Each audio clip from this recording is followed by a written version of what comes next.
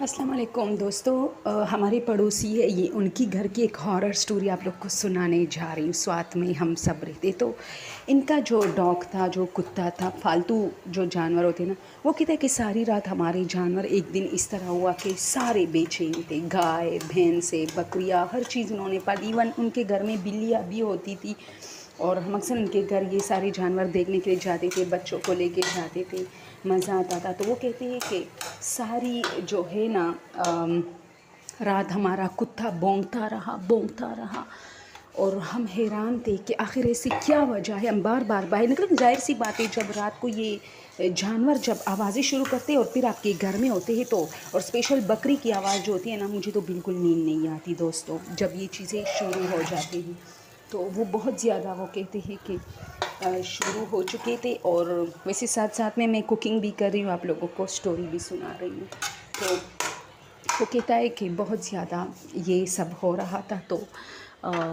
ہم لوگ باہر نکلے اور ہم نے بار بار باہر آئے کہ آخر وجہ کیا ہے، یہ سب کیوں ایسا ہو رہا ہے۔ تو وہ کہتے ساری رات ہم اسی طرح باہر نکلتے رہے اور دیکھتے رہے کہ آخر ہے کیا۔ تو کچھ پتہ نہیں چلا، لیکن 3 بجے کے ٹائم جب میری ماں تہجد کے لیے نکلی نا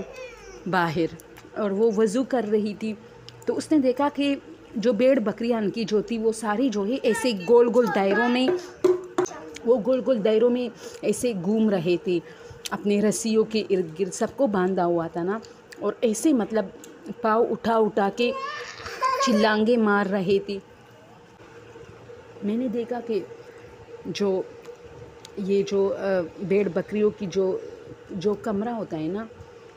اس میں کوئی سائے 3-4 ایسے جیسے باتیں آپس میں کر رہے ہو، تو میں سمجھی چور آئے ہیں اور ہمارے یہ جو جانور ان سب کو لے کے جا رہے ہیں۔ ہمارا کتا بہت بھونک رہا تھا اور ہم نے اس کو بھی باندھا تھا، کیونکہ وہ بہت زیادہ رات کے ٹائم شرارتیں کرتا تھا، تو اسی وجہ سے ہم نے انہیں باندھا تھا۔ تو میں پہلے جا کے کتے کو کیا نا، اس کو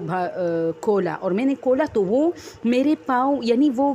جو ہے وہ بھیڑ بکریوں والے کمرے میں نہیں جا رہا تھا بلکہ پیچھے بھاگ رہا تھا۔ پھر میں نے اپنے بچوں کو اٹھایا، ہم سب اسی میں گئے، وہاں کوئی نہیں تھا، اور اسی طرح جانور جب ہم گئے تو سارے جانور خاموش ہو گئے۔ پھر جب ہم نکلے تھوڑی دیر بعد پھر سارے ایک جگہ کو دیکھ رہے تھے، ہم سب پھر بھاگ کے وہاں گئے، لیکن وہاں کچھ نہیں ہوتا تھا۔ اس سے پہلے جو میں نے سائے دیکھی وہ باقاعدہ انسانوں کے تھے، وہ کسی جانور کے نہیں تھے، اور یہ بات آج تک ہمیں یاد ہے کہ مطلب ایسا ہوا تھا۔ اور اب ہمارا وہ جو کمرہ ہے نا جو جانوروں کا ہے، وہ کافی وانٹیڈ ہو چکا ہے۔ اکثر جو ہمارے نوکر ہوتے ہیں، وہ جو دودھ ان مویشوں سے دودھ وغیرہ لینے آتے ہیں، تو وہ اکثر کہتے ہیں کہ